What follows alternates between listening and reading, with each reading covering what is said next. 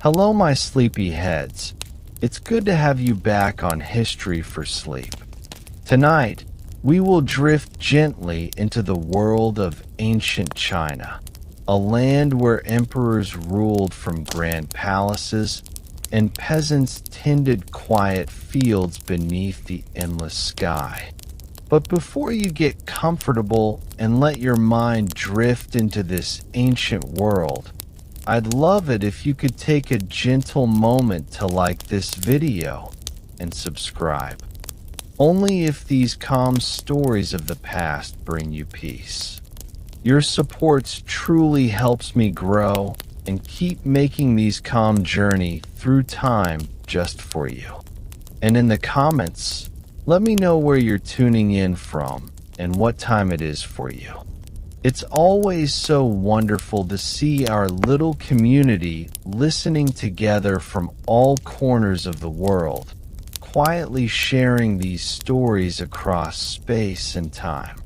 So, settle in, dim the light, maybe turn on the fan, take a slow breath, and let us step softly into the world of ancient Mesopotamia. Now, let's begin. The night begins with the quiet murmur of distant waters, two ancient rivers winding through a land of endless plains. The Tigris and the Euphrates, born in the high mountains, flow slowly toward the sea, carving out the world's first memory of abundance. Here, where the rivers breathe life into the desert, humanity took its first hesitant steps toward civilization. The air is thick with the scent of wet earth and reeds, and the moonlight glimmers faintly on irrigation channels carved by hands long forgotten. You can almost hear the whisper of early farmers, barefoot in the mud, guiding water with primitive tools, their hearts steady in rhythm with the flowing streams. It is a place both fragile and eternal, where time itself first began to wake. Before cities, before kings, before writing, there were only villages of clay and straw. Small clusters of huts rose gently from the riverbanks, each home glowing with a single fire against the cool night wind. The people of this world lived by the grace of the rivers. They learned to tame the floods, to sow the first seeds, and to harvest the grain that would sustain them through endless cycles of sun and rain. Their tools were simple, but their understanding profound. That water, earth, and patience could turn wilderness into wonder. As night settles deeper, you can imagine the crackling of small fires, the hum of insects, and the soft murmur of families telling stories beneath a blanket of stars. Civilization was not built in haste. It was breathed into being slowly, gently, like a lullaby whispered to the sleeping earth. The land they called Mesopotamia, the land between the rivers, became a cradle, rocking the world into awareness. The first farmers planted barley and wheat, and soon, small granaries began to rise beside their huts. Clay jars filled with seeds became treasures, symbols of survival and hope. Each dawn, the same ritual unfolded, the rising sun shimmering across flooded fields, men and women walking barefoot through the mud, scattering grain in rhythmic gestures that seemed half prayer, half dance. In those quiet gestures lay the beginning of something immense, the realization that humans could shape the earth itself. The rivers gave, the rivers took, and in that fragile balance, the heart of civilization began to beat. As generations passed, the villages grew into towns. Mud brick walls enclosed narrow lanes where donkeys carried grain, and potters spun their wheels beneath the shade of woven mats. The hum of daily life echoed softly through the air, the splash of water, the laughter of children, the low murmur of prayers to unseen gods. Smoke from 1,000 hearths rose into the sky, forming a veil of gray that softened the burning sun. There was peace here, not in grandeur, but in rhythm, a harmony between human hands and the living earth. To the people of Mesopotamia, every harvest was a blessing, every drought a test, and every drop of rain a gift from the divine. Their world was small, but their dreams were vast.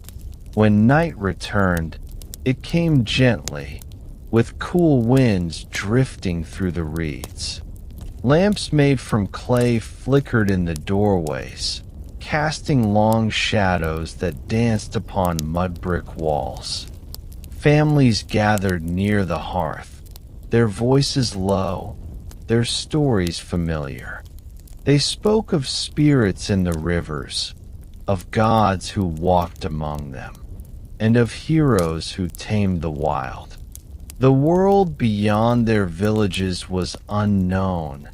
Vast deserts, mountains, and the sea. Yet within their quiet boundaries, they built meaning. The rhythm of their lives mirrored the river's eternal flow, steady, unhurried, always returning. And as sleep approached, they must have felt it, the deep comfort of belonging to something larger than themselves, something ancient, something divine. Over time, the people began to build temples, small at first, then larger, their walls adorned with carved symbols of devotion. These were the first ziggurats, rising like stairways between heaven and earth. At dawn, priests climbed their steps to offer prayers, their robes brushing softly against cool stone. The smoke of burning incense drifted skyward, carrying whispered hopes into the blue.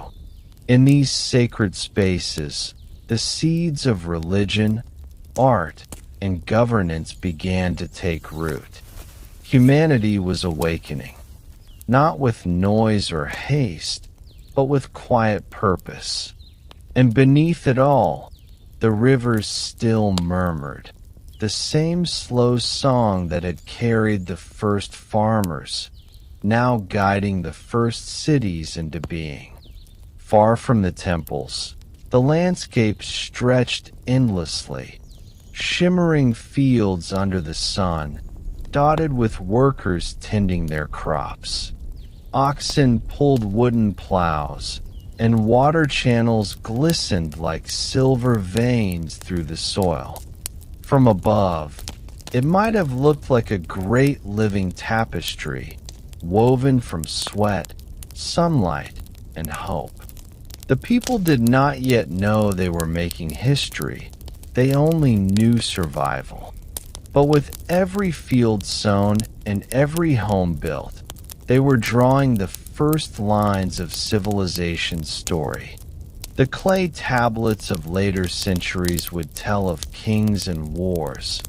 But here, in this quiet dawn, the truest beginnings were written, not in words, but in the gentle rhythm of human hands shaping a world from dust.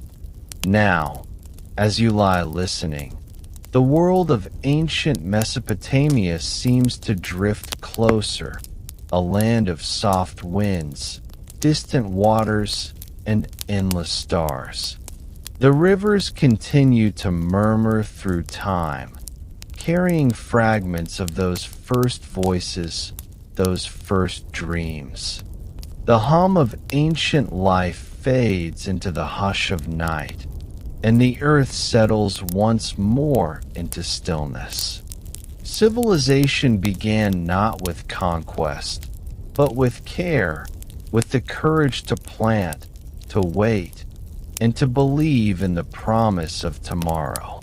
Let that thought guide you now, as your breathing slows, as your body relaxes, and as you drift, gently, peacefully, into the quiet dream of the world's first dawn.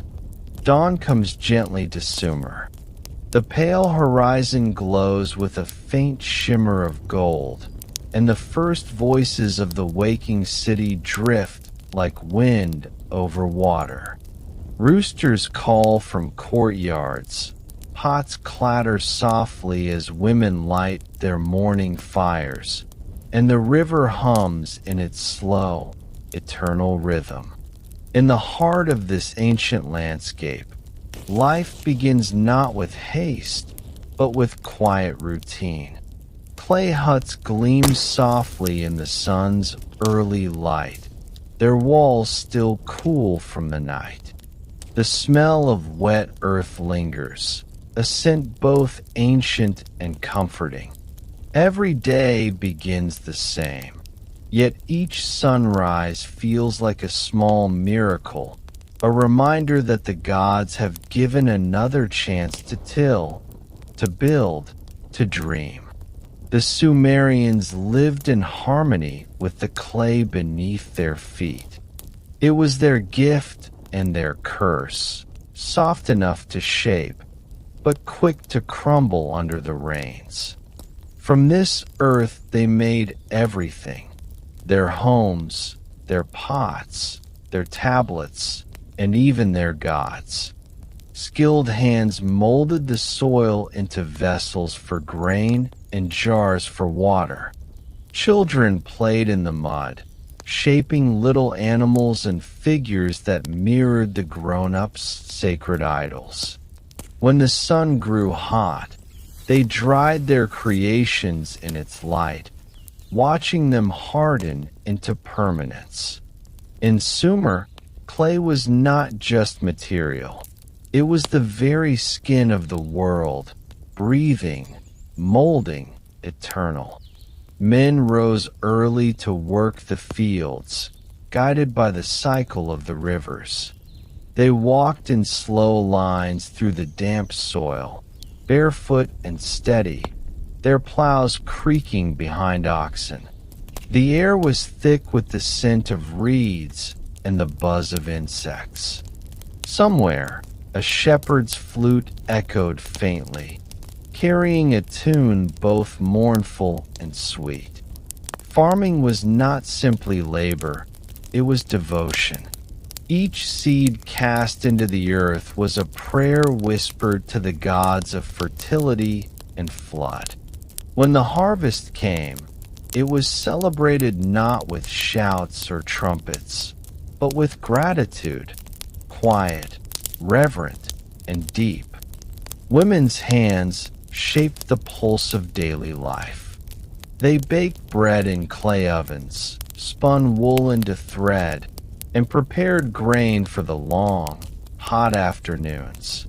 Their work was steady, rhythmic, a song without words. You could hear the scrape of a grinding stone, the gentle splash of water as they washed clothes in the river, and the faint laughter of children nearby. Life in Sumer moved with patience. There was no rush, no clock to chase. The rhythm of existence was guided by the sun, the seasons, and the silent understanding that life's greatest beauty lay in its small repetitions. As the day lengthened, the streets of the town came alive. Merchants spread mats before their doors, displaying copper tools, beads, and woven fabrics dyed in deep reds and blues.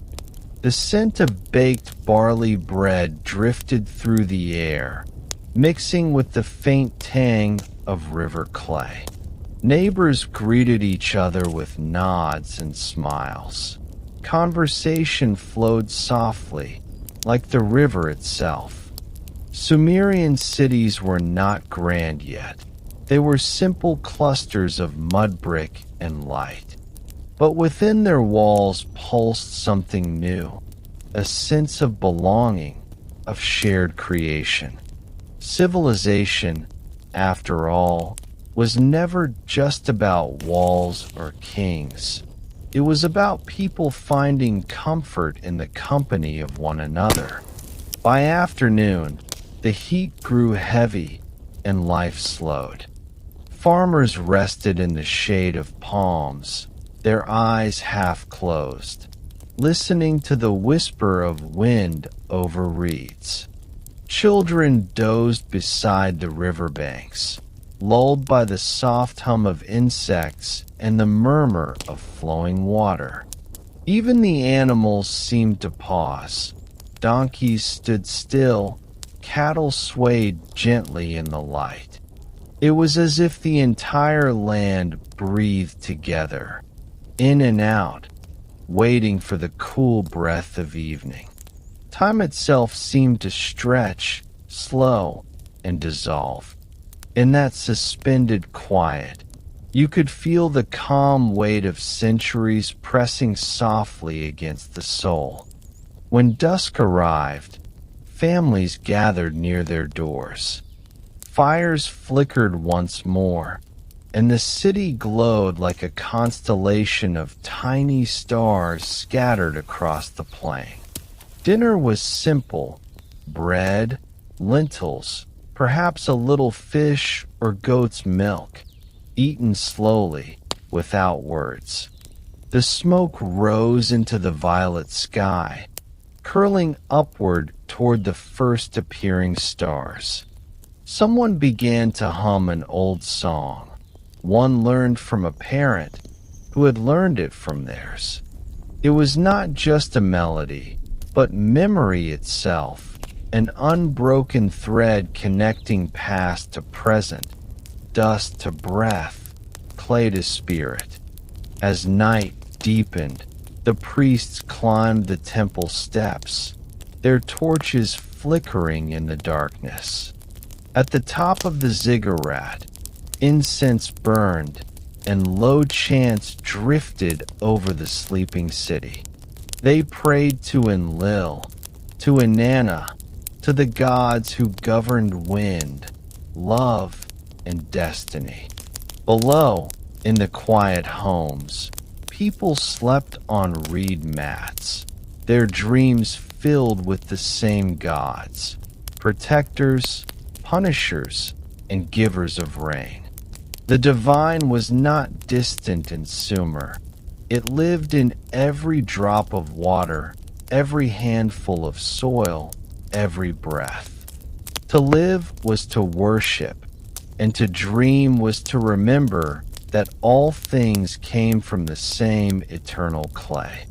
The river glistened in moonlight, its surface rippling with silver trails.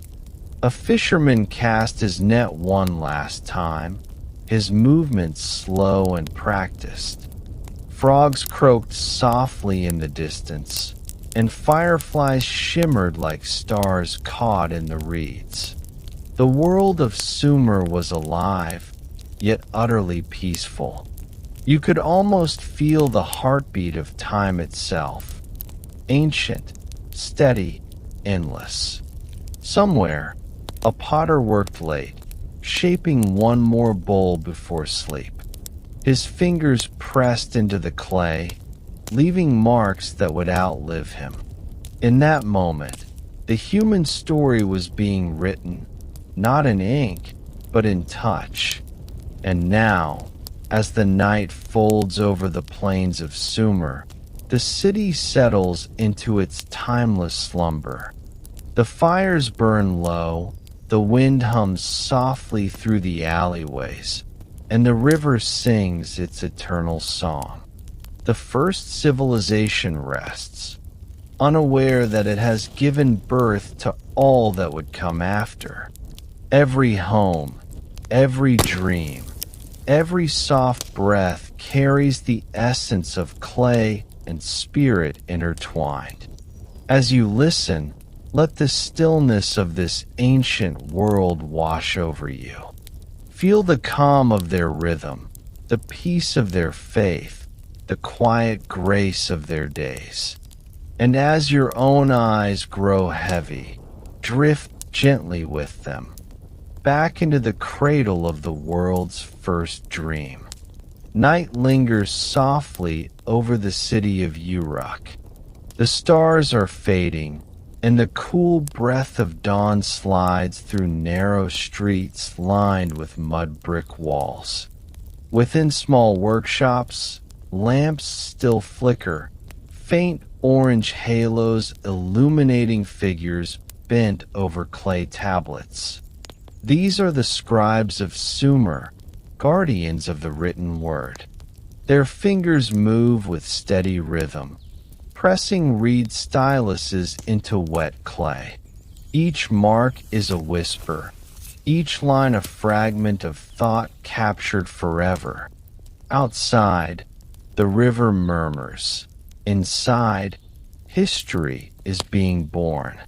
The air is still, sacred. The world does not yet know it, but humanity has just learned how to remember. It began simply, with numbers. The first symbols were not stories or poems, but tallies of grain, sheep, and oil.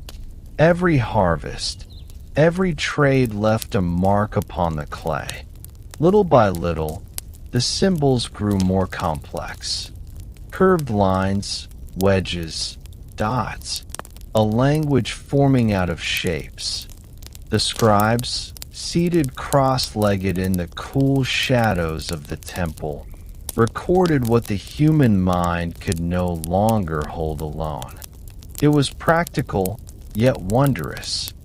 With each impression, time itself slowed, the moment fixed forever in soft earth. The clay tablets became memory made solid, thoughts frozen beneath the sun. As the city awoke, the scribe's hand did not rest. His stylus glided with patient certainty, shaping signs that only a few could read. Outside, merchants bargained and children played in the dust. But within the quiet walls of the temple, eternity unfolded. To write was to commune with the divine, to bring order to the chaos of life. The reed stylus clicked softly against clay, like raindrops on stone. That sound, gentle and rhythmic, was the heartbeat of civilization. It was not loud, not grand, but steady, as though humanity itself had begun to hum a new song. The scribes worked under the patronage of the gods. They believed that words carried sacred power, that to name something was to give it life. They wrote of offerings, of kings, of celestial signs and divine decrees. Each tablet was a world unto itself, a small universe of marks and meanings. When finished, it was dried in the sun, hardened by time. Some were stored in archives deep within temples, others buried beneath the sands. Thousands of years later, they would still remain, silent witnesses of humanity's first voice, waiting for us to listen again. By midday, the temple courtyard shimmered in the heat. The scribes paused to rest, washing the clay dust from their hands. Around them, the hum of the city continued. Carts creaked, animals called, and water splashed as people filled jars at the well. Yet within the scribe's heart, there was quiet pride. He knew his craft was unlike any other. Farmers grew food, builders raised walls, but he captured time. His marks would outlive him, outlast his children, and perhaps even his gods. It was an act of faith. To write was to believe that memory could defy death. As the years passed, the symbols evolved into words, and words into language. The first myths took shape, songs of creation, tales of gods and kings, stories whispered by firelight and then pressed into clay. Among them was the tale of Gilgamesh, the restless king who sought eternal life. It was here, on these same tablets, that storytelling as we know it began, born from a scribe's patient hand and a quiet evening's labor. The clay held not only trade and law, but dreams. And through those dreams, the dead could speak to the living. In the evenings, as the sun sank behind the ziggurat, the scribes gathered their tablets carefully. The air cooled, the scent of baked earth rising with the night wind. They placed their writings in woven baskets or clay jars, sealing them with care. Nearby, apprentices practiced the shapes, clumsy at first, but eager. The master watched in silence, his voice low, guiding their hands. Each line, he would whisper, is a bridge between thought and eternity. The sound of styluses tapping filled the room again, soft and rhythmic, like rain returning to the same ancient riverbed. Beyond the temple, the people of Sumer began to change. Writing spread to merchants, priests, and even kings. It recorded debts, prayers, and laws. It gave form to memory and weight to power. A message could travel farther than its messenger, lasting long after his voice had faded. The scribes, once humble servants, became keepers of destiny. Their work shaped the will of rulers and the faith of nations. Yet to them, it was always the same: clay, reed, and silence. A sacred ritual of touch and patience, through which thought became form. The night falls again over the plains. A lone scribe sits by lamplight, his face calm, his eyes reflecting the flicker of flame. He writes not for glory, but for peace, for the stillness that comes when a mark finds its place upon the clay. Around him, the city sleeps. The river hums softly in the distance, and the stars glimmer above, indifferent and eternal. The scribe finishes his final tablet, presses his seal upon it, and exhales. In that moment, he has given something to the future, a voice that will never fade completely, even when the sand has covered everything else. Now, thousands of years later, the tablets still whisper. Beneath museums and deserts, they lie waiting, fragments of thought, of love, of daily life. They remind us that humanity's first language was not spoken, but carved in silence. Each wedge, each curve, each faint scratch carries the warmth of the hand that made it.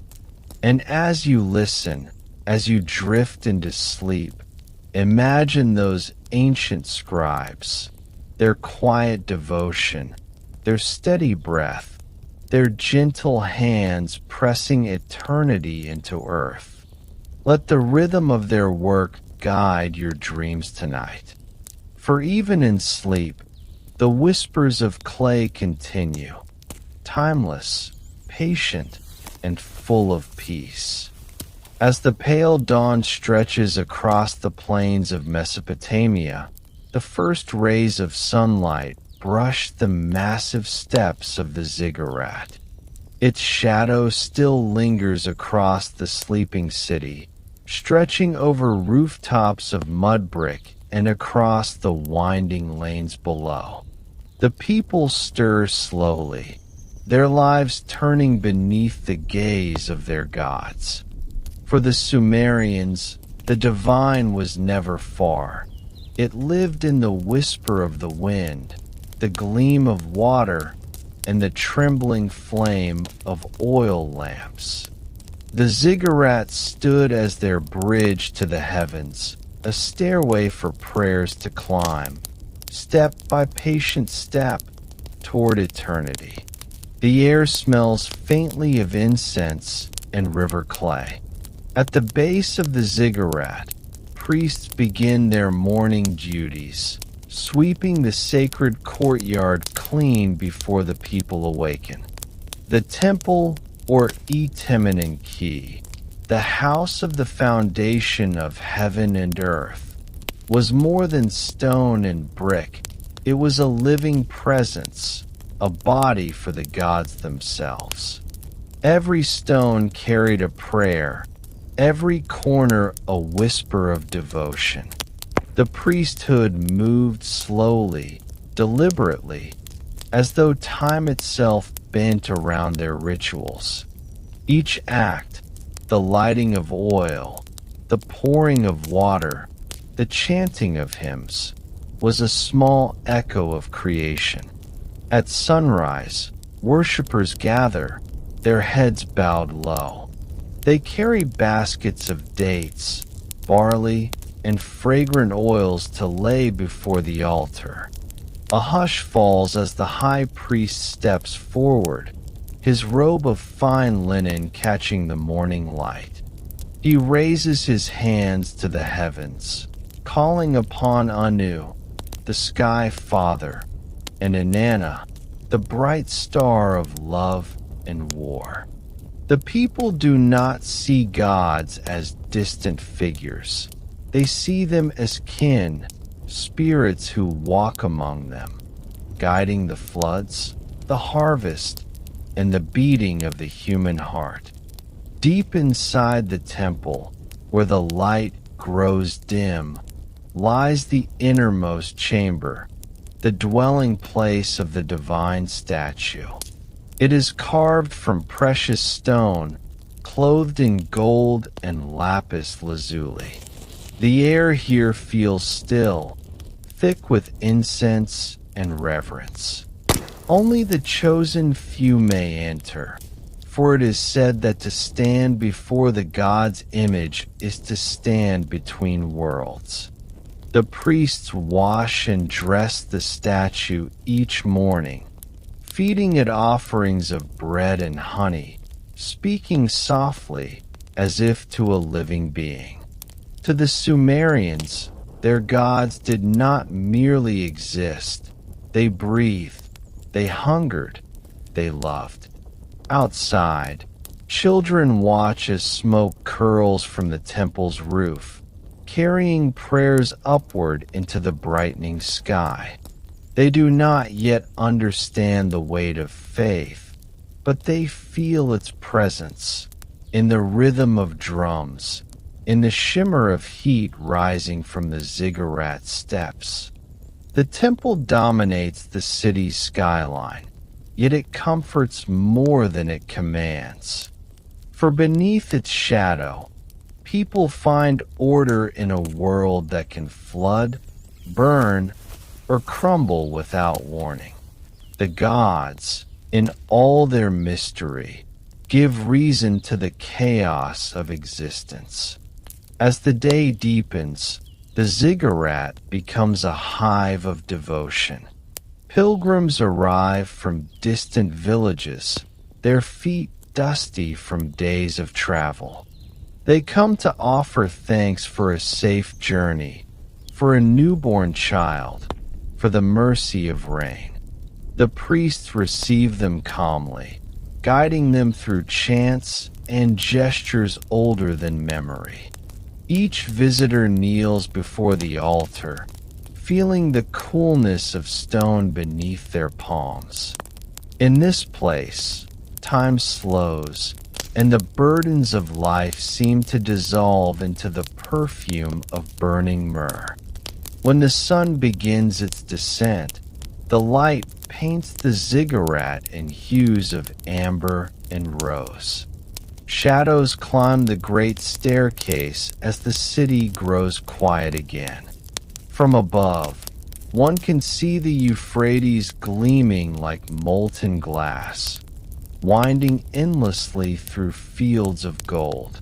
The priests ascend the steps slowly, carrying torches to reignite the evening fires.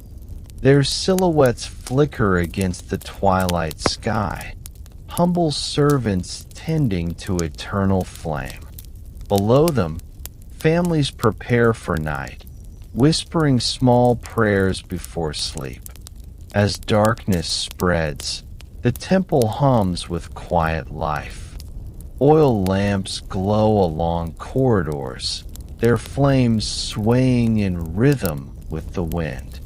In a corner, an old scribe copies hymns onto wet clay, each mark pressed carefully with a reed stylus. His writing is not just record-keeping. It is devotion made visible. He knows these words will outlive him, just as the ziggurat will outlast his bones. The thought soothes him, a reminder that human hands, guided by faith, can touch eternity. The night grows still. From the highest terrace, the priestess of Inanna gazes toward the stars. She lifts her voice in a song older than empires, soft, mournful, and beautiful. The constellations shimmer faintly, mirrored in the slow-moving river below. The sound of her voice carries through the city like a blessing. Even those who cannot hear it in the crowded streets somehow feel it, a pulse beneath the quiet, a promise that the gods are watching, and all is as it should be. In the final stillness before midnight, the ziggurat stands silent, a mountain of brick beneath a sea of stars. The lamps have dimmed, the city sleeps, and only the faint rustle of the wind remains. Yet in that hush, something sacred lingers, the breath of thousands of prayers layered like dust across centuries. The ziggurat's shadow may fade with the sun, but its spirit endures, whispering across time, that humans, in their longing for meaning, once built stairways to heaven from nothing more than clay, devotion, and dreams. When the mists of dawn lift above the plains, the cities of Mesopotamia shimmer like mirages of brick and gold. Rising from the earth, they seem both eternal and fragile, places born from dust, yet touched by the divine. Uruk, the first great city, stretches wide along the river, its walls glinting in the pale light. Here, the pulse of humanity quickens. Merchants unroll carpets of lapis and copper, priests chant from shadowed courtyards, and farmers arrive with baskets of barley from the flood-fed fields. The air hums with life and with myth, for Uruk is not merely a city, but a story the gods themselves once dreamed. They say Gilgamesh, the king of Uruk, was 2/3 divine and 1/3 human. His legend still drifts through the air like desert wind, proud, restless, eternal. Beneath the temple of Inanna, storytellers whisper his tale by lamplight, how he sought the secret of immortality, and how he learned that even kings must bow to time. To the people of Sumer, kings were not rulers by chance. They were chosen by the gods, their thrones blessed beneath the watchful eyes of heaven. Power was a sacred burden, a flame that could both warm and consume. As day rises higher, the city of Uruk comes alive in rhythm. Craftsmen hammer bronze into shape. Women spin wool in courtyards fragrant with herbs, and scribes sit beneath awnings, pressing cuneiform into clay tablets. Each sound, the clatter of tools, the soft scrape of stylus, becomes part of a living symphony. From the ziggurat's height, a priest looks down upon it all, his heart steady, his gaze eternal. The walls of Uruk stretch for miles, vast enough to cradle dreams and defend them from the endless sands beyond. Far to the south lies Uar, the jewel of ancient Sumer. Its streets are quieter, lined with narrow canals and stone courtyards filled with the scent of incense. Here, moonlight once gleamed upon the shrine of Nana, the moon god, whose pale glow guided sailors and shepherds alike. In Uar, death and life were treated as twin journeys, two sides of the same sacred path. Within its royal tombs, kings and queens sleep beneath treasures of gold and carnelian, surrounded by attendants who followed them willingly into eternity. Even in death, they served, believing their loyalty would echo into the afterlife.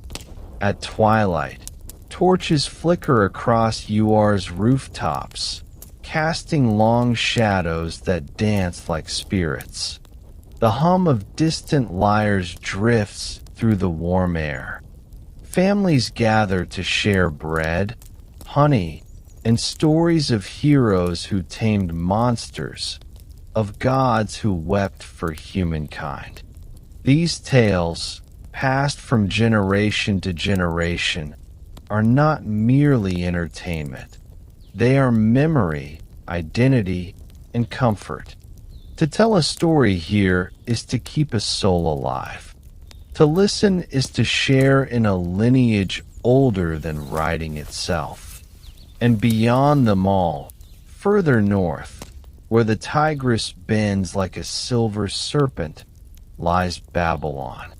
Though younger than Uar or Uruk, it would grow into legend, its name whispered in awe through centuries to come. Its walls gleamed with glazed brick, and its towers reached skyward in radiant tears. To enter Babylon was to step into a vision of human ambition, organized, sacred, and immense. The Hanging Gardens, they say, were built for love, a gift from a king to soothe the heart of a homesick queen. Whether myth or truth, it is the kind of dream that refuses to fade.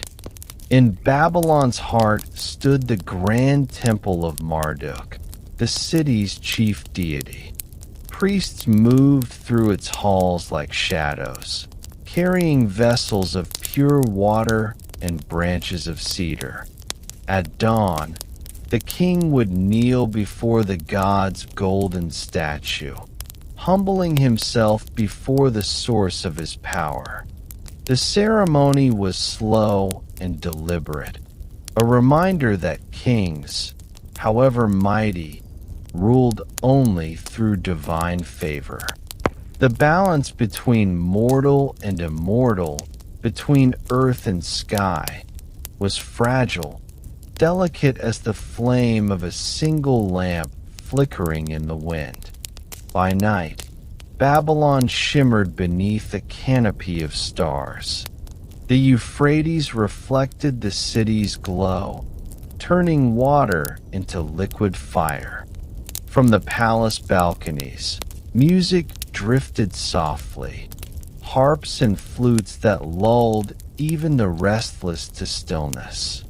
Somewhere below, lovers walked among gardens perfumed with myrrh and jasmine, their whispers mingling with the rustle of palms. The city, for all its grandeur, still breathed the same tender rhythm of humanity, love, loss, hope, and rest. Beneath its towers, people still dreamed of the gods and of themselves. As centuries pass, empires rise and fall. Uruk's walls crumble into dust. Uar's tombs grow silent beneath the shifting earth. Even Babylon's towers, once radiant, sink beneath time's heavy hand. Yet their stories endure, carried in the quiet work of scribes, in the patterns of stars, in the soft murmur of rivers that still flow between their ruins. For civilization is not built of brick alone. It lives in memory, in song, in the tender act of remembering. Now, as the night settles gently over the ancient land, the rivers whisper their endless lullaby. The ghosts of kings and priests, farmers and scribes drift softly through the dark, their footsteps mingling with the sigh of wind through broken walls. You can almost hear them, the pulse of life that once echoed between Uruk, Uar, and Babylon. In their rise and fall lies a single truth, that humanity's story, however fleeting, has always reached toward the stars, seeking meaning, beauty, and peace beneath the shadow of eternity. In the hush before dawn, when the air still hums with dreams, the people of Mesopotamia once whispered stories about the beginning of everything. Before kings and temples, before the first furrows were carved in the wet earth, there was only the sea, endless, dark, and breathing. From this vast water rose the gods, shaping the world from chaos. To the Sumerians, creation was not a single act, but a balance, a gentle rhythm between destruction and renewal, life and loss. As the morning stars faded over the rivers, mothers told their children that all things were born from water and all things would return to it someday. The story of creation begins with Apsu, the sweet water, and Tiamat, the salt sea, their union giving birth to the first gods. But soon, their children grew restless, filling the cosmos with noise and rebellion. Angered, Apsu sought to silence them, but his plan was discovered, and the younger gods rose against him. The world was born from that struggle, order carved from divine chaos.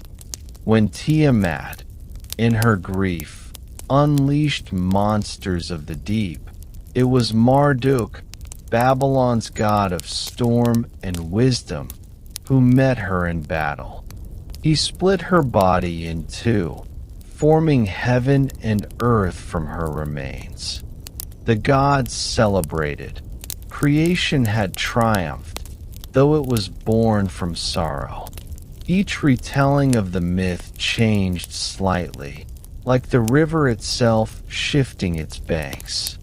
Some said that the gods shaped humankind from clay mixed with divine blood, fragile yet sacred, destined to serve and remember.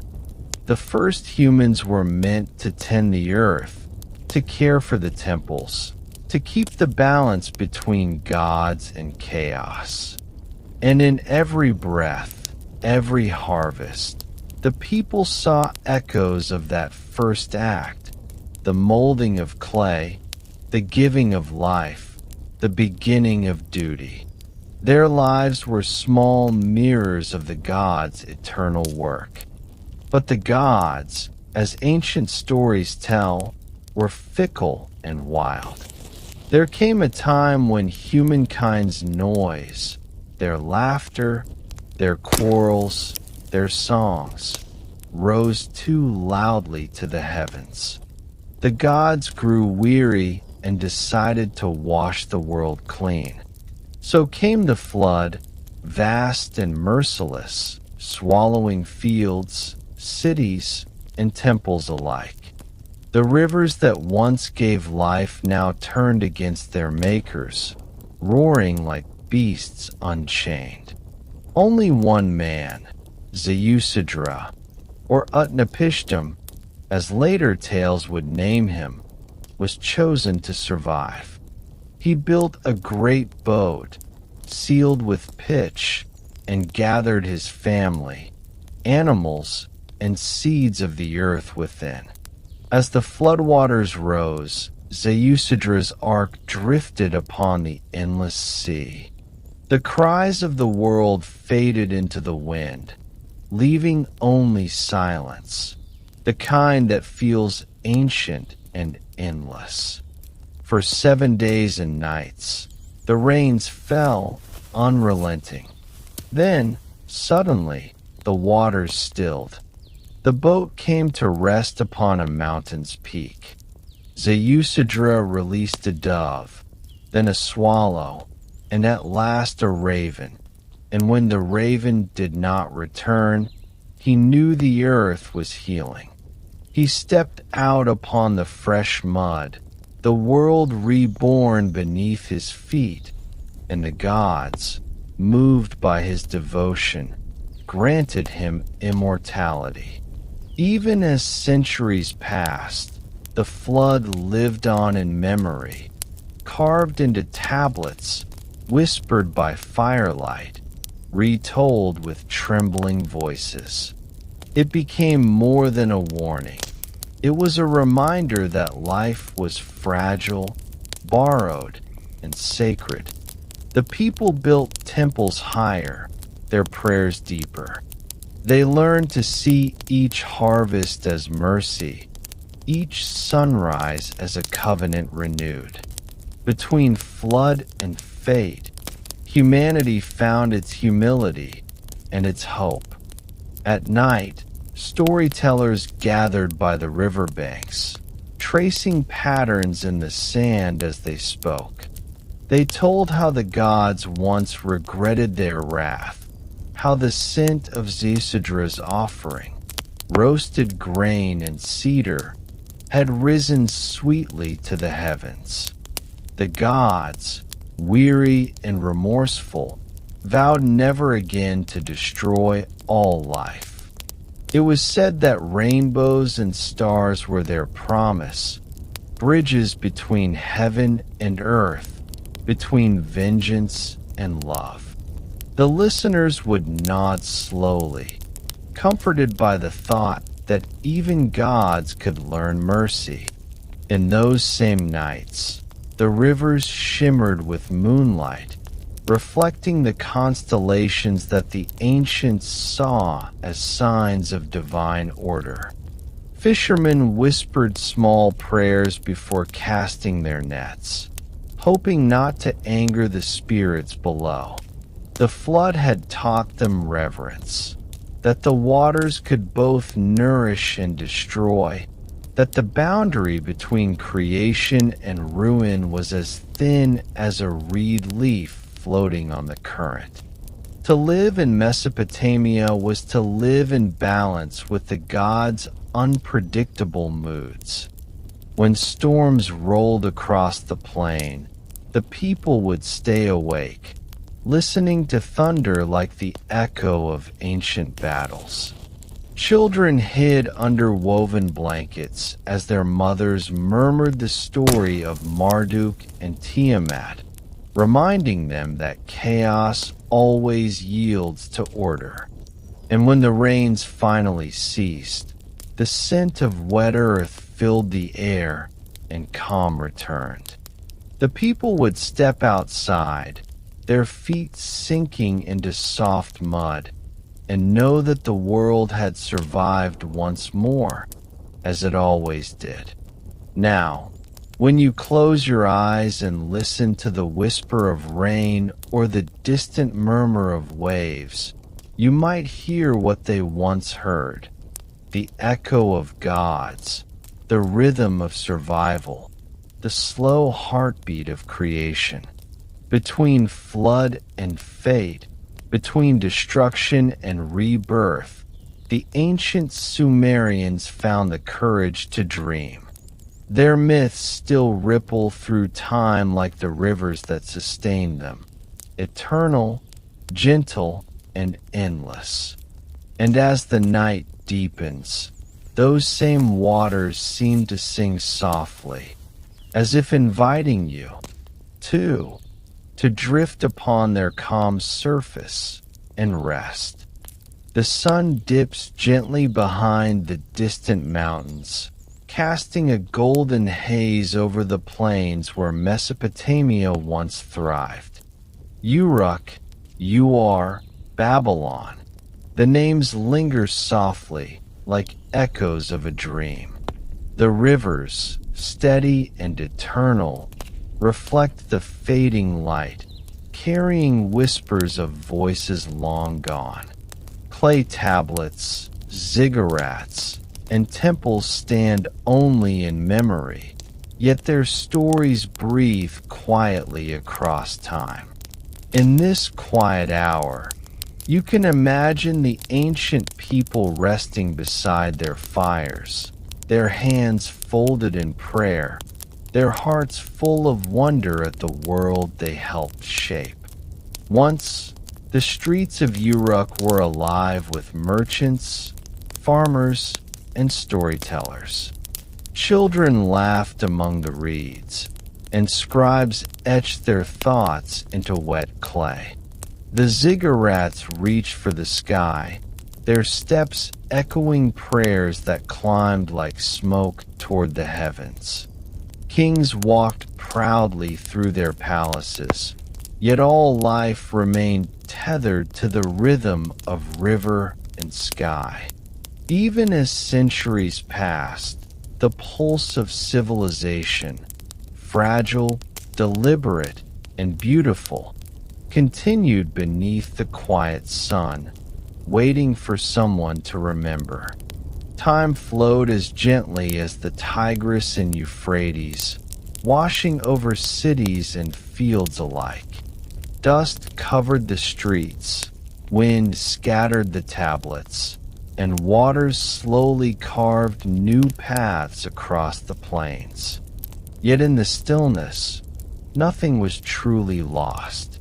Every story, every song, every prayer whispered by the Sumerians remained in the earth, waiting for the curious to uncover them. Their lives, though distant, continue to pulse softly beneath our own, like an ancient heartbeat beneath the soil. In the twilight, the ziggurats cast long shadows over empty courtyards. The lamps once carried by priests are extinguished, the fires of hearths fade to embers. Yet if you listen closely, you can hear a faint hum, the echo of human devotion, a rhythm of faith and labor repeated countless times. The gods, once walking among their people, retreat into the invisible, leaving behind traces in stone, clay, and story. These traces form a tapestry of memory, soft and endless, stretching across the sands of time. As night deepens, stars glimmer faintly above the plains. The constellations once read as omens by the Sumerians now shine quietly, impartial and eternal. Sailors, shepherds, and dreamers once followed their guidance, finding direction and comfort in patterns written in the sky.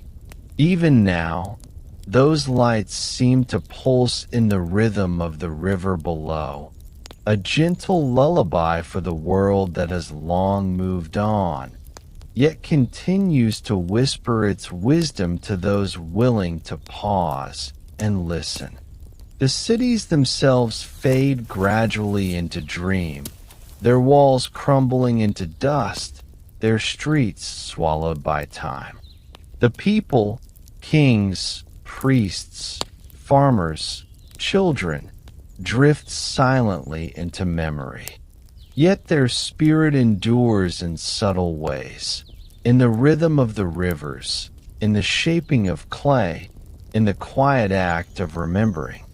Mesopotamia, though vanished, persists as a gentle hum beneath the world, a reminder that every civilization, no matter how ancient, leaves its trace on eternity. Night stretches fully across the land, bringing a deep hush. The rivers glisten under moonlight, carrying reflections of vanished ziggurats and long-forgotten voices. Somewhere in the distance, the soft rustle of reeds swaying in the wind creates a rhythm, like a lullaby shared across millennia. In that sound lies the essence of human endeavor, simple, patient, enduring. And as you lie listening, it feels as if the world itself exhales, releasing the memories of Mesopotamia into the quiet night. Even the myths and stories, once so vivid, now rest quietly in the collective memory. Gilgamesh's restless search, the flood's sweeping waters, the whispers of creation, all drift gently into shadow, soft as the wind across the plains. And yet, they are not gone. They live in the imagination, in the rhythm of the river, and in the hush of night. The past becomes a soft guide for the present, a gentle companion as you surrender to sleep. The dust of eternity settles, smoothing the edges of history. Mesopotamia, in all its brilliance and fragility, dissolves into dream. You can almost feel the hands that built ziggurats, shaped clay, and etched symbols into tablets, delicate touches frozen in time. They remind us that life, though fleeting, can leave traces as enduring as stone. And in that realization, there is comfort, peace, and the gentle hush of understanding that every end is part of a quiet, eternal rhythm. Now, as your eyelids grow heavy, the rivers, cities, and voices of Mesopotamia drift softly into the night. Imagine the wind carrying their whispers across the plain, through stars, into your dreams. Feel the calm of civilizations long gone, the slow heartbeat of human history beneath your own. Let the ziggurats, the scribes, and the gods themselves lull you into stillness. Breathe slowly, let go of all thought, and sink into the gentle embrace of time, where the past flows endlessly into rest, and you drift softly, peacefully into sleep.